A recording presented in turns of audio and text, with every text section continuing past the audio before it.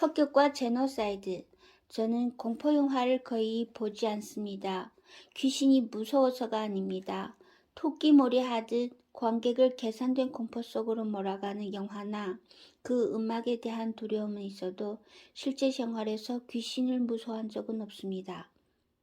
가끔 귀신이 나오곤 한다는 건물에서 밤늦게까지 혼자 일할 때도 두려움을 느껴본 적이 없습니다. 군법 무관과 검사 시절에도 시체를 보는 것에 대한 두려움이 없었기 때문에 남들이 피하는 부검을 돕맡아 참관하기도 했습니다. 세상에서 가장 무서운 것은 귀신이 아니라 사람임을 너무나 잘 알고 있는 까닭입니다. 공포 영화보다 훨씬 더 무서운 일들이 지금 이 순간 우리와 별로 멀지 않은 인간 세상 어딘가에서 벌어지고 있습니다. 제5 도살장이라는 괴짜 천재 피아니스트 글렌 굴드가 음악과 연주를 직접 맡아 음악 애호가들 사이에서 유명해진 영화가 있습니다. 원작 소설가 커트 보네커트도 미국 문화를 전공하는 사람들에게는 괴짜이자 천재로 잘 알려져 있습니다. 그의 소설이 대개 그렇듯이 제5 도살장 역시 공상과학, 역사, 패러디, 블랙 유머 등이 난무하고 현실과 환상이 모호하게 얽혀 있어 줄거리 요약이 불가능합니다. 주인공 빌리 필그림은 그의 주장에 따르면 시간과의 접속이 끊긴 사람이라 과거, 현재, 미래를 아무 순서 없이 반복적으로 오가는 삶을 살고 있습니다. 트랄파마도오 행성의 외계인들에게 납치되어 그 행성의 동물원에 전시되는가 하면 갑자기 2차 대전 당시로 돌아가 전쟁 포로가 되기도 하고 1950년대 미국 중상층 가정의 몸이 건조한 생활을 즐기다가 옛 전우에게 살해당하는 자신의 미래를 목격하는 등 객관적으로 보면 그의 정신세계는 정신분열임이 분명합니다. 영화가 만들어진 직후 버네커트는 내 소설을 흠없이 완벽하게 음악으로 옮겨준 조지 로이 힐 감독과 유니버설 영화사를 사랑한다며 이 영화를 극찬했습니다. 그러나 나중에는 나는 내 작품들 속에서 스스로 하나의 캐릭터가 되기를 원한다. 그런데 영화 속에서는 언제나 작가가 사라져버린다. 지금까지 영화로 만들어진 내 작품들에는 언제나 단 한 명 빠진 캐릭터가 있는데 그것은 바로 나 자신이다 라는 말을 남기고 소설 창작의 세계로 돌아갑니다. 실제로 영화 제5 도살장에는 원작 소설 속에서 100번 이상 반복되는 작가의 유명한 문장 그렇게 가는 거지가 아예 등장하지를 않습니다. 인간이든 동물이든 식물이든 누군가 황당하게 죽을 때 또는 단순히 죽음이 언급될 때마다 등장하는 이 문장을 빼고 나면 원작 소설은 거의 시체라고 할 수 있는데도 말이지요. 커트 보네커트는 소설의 첫 장과 마지막 장에 하자인 자신을 등장시킴으로써 거기 묘사되는 내용이 결코 허구가 아님을 밝히고자 했지만 영화에서는 시간의 제약 때문에 하자를 빌리 필그림으로 수정할 수밖에 없었습니다. 주인공 빌리 필그림이 그렇게 이상한 사람이 된 이유 또는 작가 커트 버네커트가 그런 초현실적인 소설을 쓰게 된 이유는 작가가 직접 경험한 2차 대전 중에 드레스덴 폭격에서 찾을 수 있습니다. 코넬대 재학 중에 징집된 버네커트는 벌지 전투에 참전하여 독일군 후방을 정찰하는 임무를 맡습니다. 우리 세대 남자들이 어린 시절 이상형으로 삼았던 전후의 김서휘나 훨씬 훗날 훌륭한 군인의 전형으로 떠오른 라이언 일병구하기의 밀러 대위처럼 영화 속에서 정찰을 맡은 사람치고 자기 임무에 실패하는 사람은 없습니다. 그런데 현실은 그렇지 못합니다. 적 후방에 침투한 버네커트는 곧 대대와 연락이 끊겼고 제대로 한번 싸워보지도 못한 채 독일군의 포로가 됩니다. 포로가 되어 그가 끌려간 곳은 독일의 요서 깊은 도시 드레스덴이었죠. 전쟁 막바지인데다 연합군의 승리가 확실했기 때문에 자유를 얻는 것은 시간 문제로 보였습니다. 그러나 포로 수용소로 사용되던 도살장 지하에서 보네거트는 생지옥을 경험합니다. 독일군 때문이 아니었습니다. 아군인 연합군이 문제였습니다. 1945년 2월 13일 미국과 영국 공군이 드레스덴을 향해 역사상 유례를 찾기 어려운 막대한 폭탄을 쏟아붓는 그 한복판에 버네거트와 연합군 포로들이 놓이게 된 것입니다. 독일계 미국인으로 태어나 연합군의 일원으로 참전했다가 독일군 포로가 되고 아군이 연합군의 폭격으로 목숨을 잃게 되었다가 결국은 도살장 지하에 숨은 덕분에 살아남는 기막힌 아이러니의 연속이었습니다. 구사 일생으로 생존한 버네거트는 폭격으로 무너진 건물 더미 속에서 끝없이 발굴되는 시체들과 그 발굴 작업을 하느라 먼지를 먹고 죽어가는 동료 포로들을 목도해야 했죠. 커트 버네거트의 소설이 출판되기 전까지 드레스덴 폭격은 서구 사회에서 논의 자체가 금기시되었던 주제입니다. 이틀 동안 4차례에 걸친 미국과 영국 공군의 공습으로 약 39제곱킬로미터 규모의 도시 중심부가 완전히 사라져버렸고 약 25,000에서 3만 명의 민간인이 사망했는데도 그냥 연합군이 거둔 여러 승리 중에 하나로 기록되었을 뿐입니다. 현장에 있던 버네거트는 종전 후 자신의 생존을 알리기 위해 아버지에게 보낸 편지에서 최소한 25만 명이 사망했다고 적었습니다. 현장에서 목격한 죽음의 느낌은 실제 기록보다 그만큼 더 끔찍했던 것이지요. 드레스덴은 군사력이 집중되거나 전술적으로 중요한 지점이 아니었습니다. 그저 오랜 역사를 간직한 문화 도시에 불과했지요. 그나마 조금 있는 군사시설도 폭격의 직접적인 목표물이 되지 않았습니다. 엄청난 민간인 살상을 예상하면서 연합군은 도대체 왜 방공 능력도 갖추지 않은 도시를 향해 그런 무리한 공습을 감행했을까요? 연합군은 근본적으로 독일군의 전쟁 의지와 사기를 꺾음으로써 동부 전선에서 러시아군의 진격을 돕고자 했습니다. 군사적으로는 거의 가치가 없는 폭격이지만 민간 도시 하나를 박살내면 독일군이 저항 의지를 잃게 되리라고 믿었던 것입니다. 이 무의미한 공격에 대해 커트 버네거트는 이런 말을 남겼습니다. 드레스덴 폭격은 단 한 명의 연합군 병사가 단 1인치라도 더 진격하게 하는 효과를 거두지 못했다. 이 폭격으로 나치에 붙잡혀 있던 단 한 명의 포로도 100만 분의 1초라도 더 빨리 수용소에서 벗어나지 못했다. 지구상에서 이 폭격으로 이익을 누린 사람은 딱 한 명인데 바로 나다. 오늘 밤 계산해보니 이 책을 써서 나는 항구의 시체당 $5 정도를 벌었다.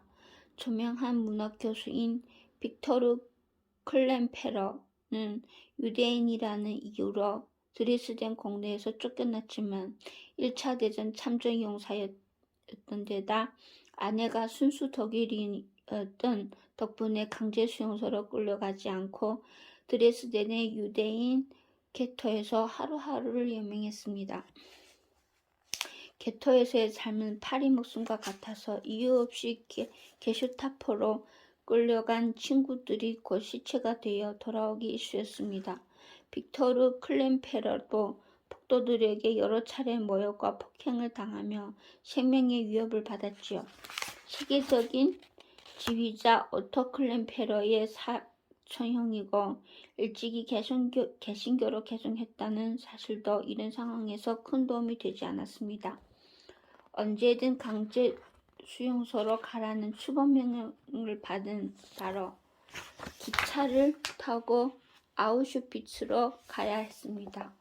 그런 하루하루를 보내며 클랜페런은 1933년부터 1945년까지 꼼꼼한 일기를 남겼고, 어느 날 그 일기는 당시 시대상을 가감없이 전달하는 엄청난 사료가 되었죠. 버네커트가 폭격을 당한 바로 그날 밤, 클랜페러도 드레스덴에서 똑같은 경험을 했습니다. 연합군의 공습으로 조용하던 도시는 지옥으로 변했고, 클랜페런은 일기에 나치가 나를 죽이기에 앞서 연합군이 나를 죽이려는가 라고 적었습니다. 밤에는 연합군이 폭격을 당하고 낮에는 강제 수용소로 가라는 죽음의 추방 명령을 다른 유대인들에게 전달해야 했던 곤혹스러운 시간이었습니다. 그리고 두 번째 밤에 폭격이 진행되는 동안 클랜페런은 폭탄 파편에 오른쪽 얼굴을 맞고 피통성인가 되었습니다.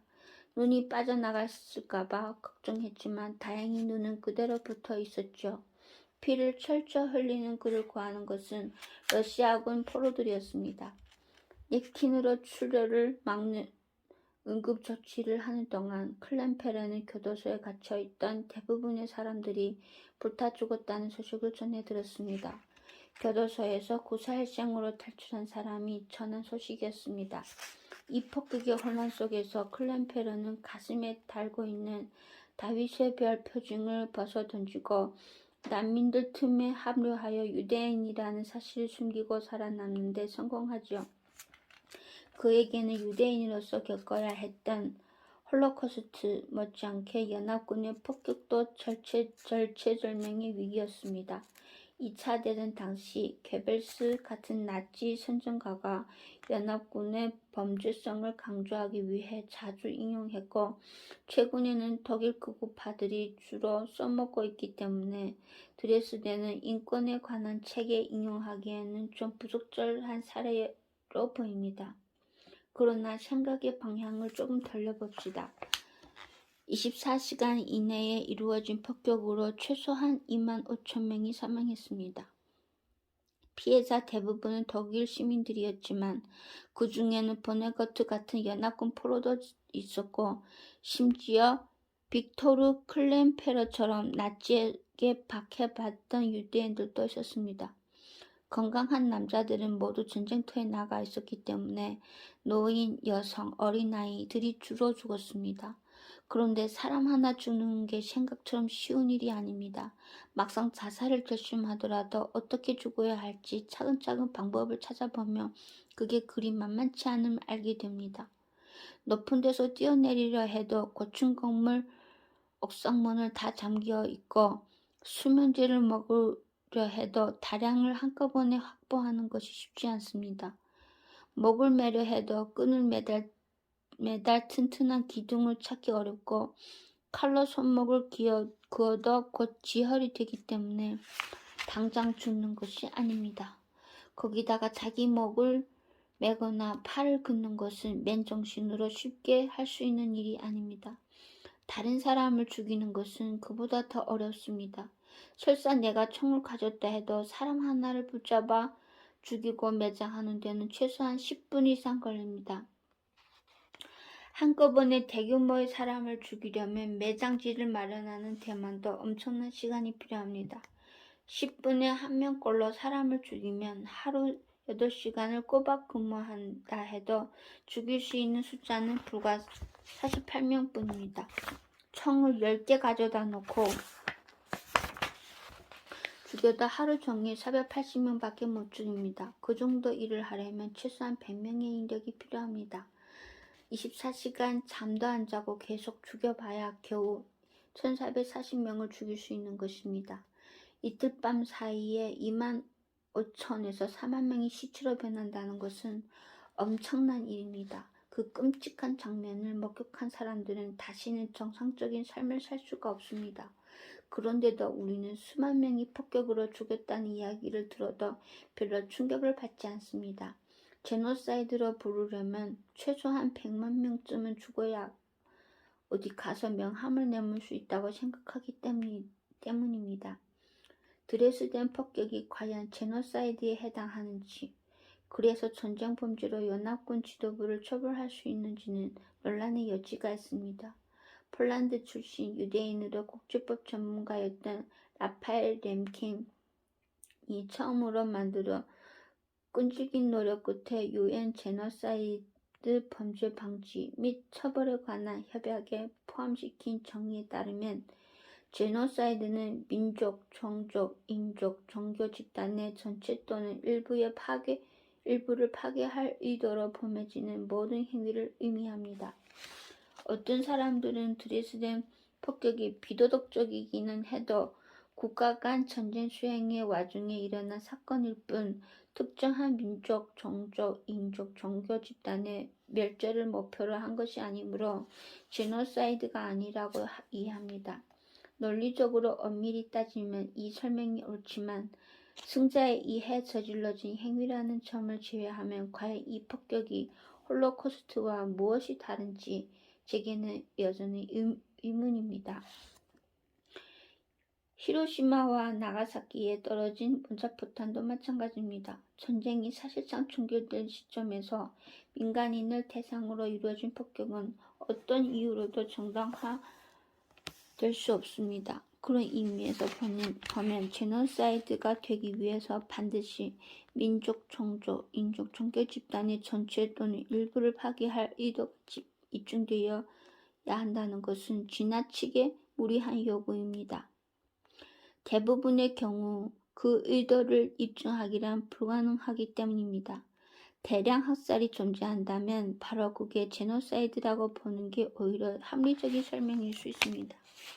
국제협약에 제노사이드 개념이 포함된 이후 매번 대량 학살이 일어날 때마다 이번 학살이 제노사이드 범위에 포함되는지 아닌지를 논의하느라 너무 많은 시간을 낭비했습니다. 나중에 르완다의 사례에서 볼 수 있듯이 가해자들은 항상 이번 민간인 사망자 발생은 전쟁 중에 일어난 일로 교전의 결과일 뿐이라고 변명합니다. 그리고 제노사이드는 개념에 관한 논의가 진행되는 동안에도 사람들은 계속 죽어나갑니다. 제노사이드 개념보다 훨씬 더 중요한 것은 어떻게 제노사이드를 멈추느냐 하는 문제인데도 말입니다. 우리가 폭격에 대해 그렇게 관대하고 둔감한 이유는 그게 얼마나 무서운지 간접적으로라도 경험한 적이 없기 때문이다. 홀로코스트나 제노사이드가 영화의 소재가 되는 일은 가끔 있어도 공중폭격이 다뤄지는 경우는 흔치 않습니다. 공습으로 고통받는 민간인들 이야기만 가지고는 2시간 동안 사람들의 눈을 붙잡을 수 없습니다. 공습을 그나마 현실감 있게 그려낸 영화 진주만은 2,402명의 사망자 대부분이 군인이었던 진주만 공격을 소재로 한 것입니다. 공습을 소재로 삼은 대부분의 영화들은 피해자가 아니라 공군 조종사의 시각으로 그려진 것입니다. 공군 조종사의 눈으로 보면 마치 다른 세상에서 전자오락을 즐기는 것처럼 폭격을 바라보게 됩니다. 폭탄 하나에 몇백 명이 죽든 말든 관객들은 조종사의 자신을 동일시하며 폭탄이 목표물에 명중하기만을 기대하게 되죠. 1999년 미군이 코소보의 중국 대사관을 오폭한 것처럼 이상한 사건이 일어났을 때에만 우리는 잠시 폭탄 한 발의 무서움을 느낍니다. 사람이 죽는 것은 똑같은데도 영화 호텔 르완다에서 투족이 10센트짜리 중국산 시칼 매체티로 투치족의 멱을 딸 때는 멈소리를 치지만 폭격으로 사람이 죽어갈 때는 마치 다른 우주공간에서 일어난 일인 것처럼 무심합니다. 살인의 추억이나 추격자에서 연쇄살인 피해자가 늘어날 때마다 공포의 몸을 떨면서도 전쟁터에서 죽어가는 사람들에 대해서는 10만 명이든 100만 명이든 일종의 숫자 노름으로 받아들이는 게 우리들입니다. 연쇄살인범의 도끼날에 죽어가는 것이나 자신이 잘린 팔다리가 불길 속을 날아다니는 것을 직접 보아야 하는 폭격의 생적이나 그 고통에는 아무런 차이가 없는데도 말이죠. 우주보다 더 귀한 것이 한 사람의 생명입니다.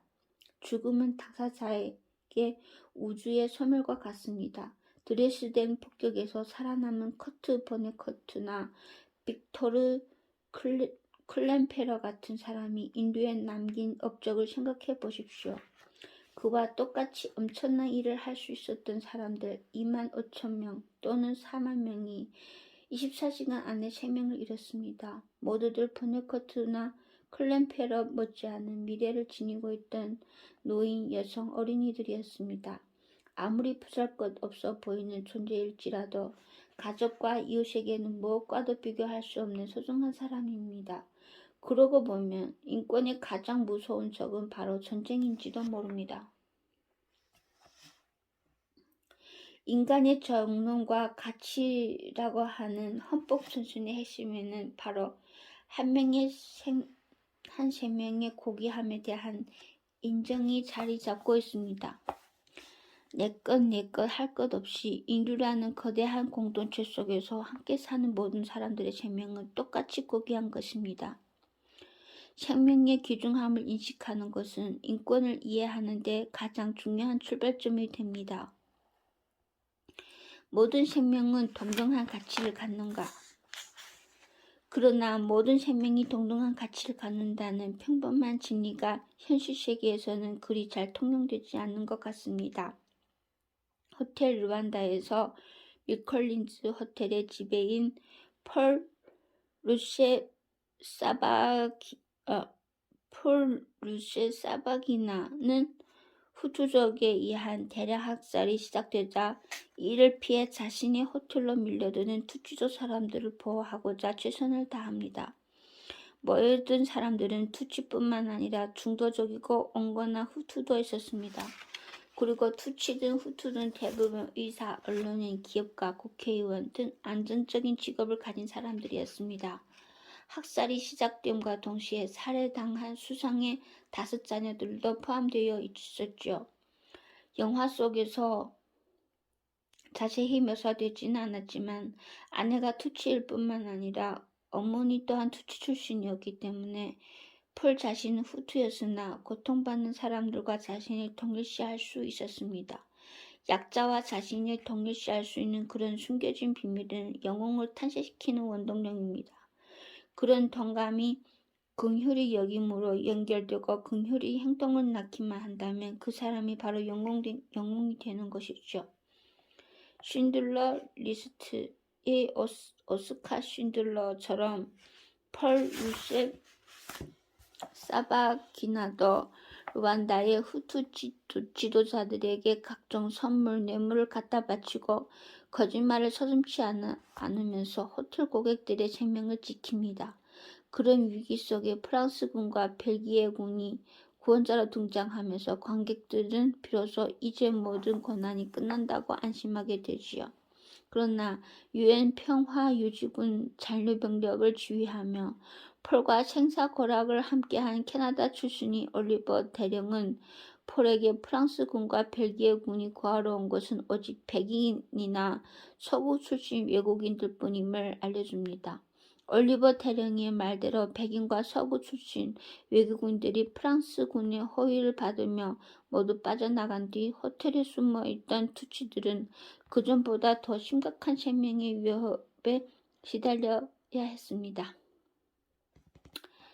호텔 밖에서도 똑같은 일이 벌어졌습니다. 붉은 페레모를 쓰고 나타난 멋진 모습의 프랑스와 벨기에 정예의 공수부대원들을 보고 여기저기 숨어있던 투치들은 아낌없는 박수를 보냈습니다. 심지어 벨기에군을 따라온 기자들 앞에 서서 포즈를 취하고 인터뷰를 했습니다. 그러나 벨기에군은 자국민들만 데리고 철수했습니다. 벨기에 기자들은 그 장소를 떠나면서 뒤에서 들려오는 총성과 비명을 들었습니다. 남겨진 투치들은 대부분 학살당했습니다.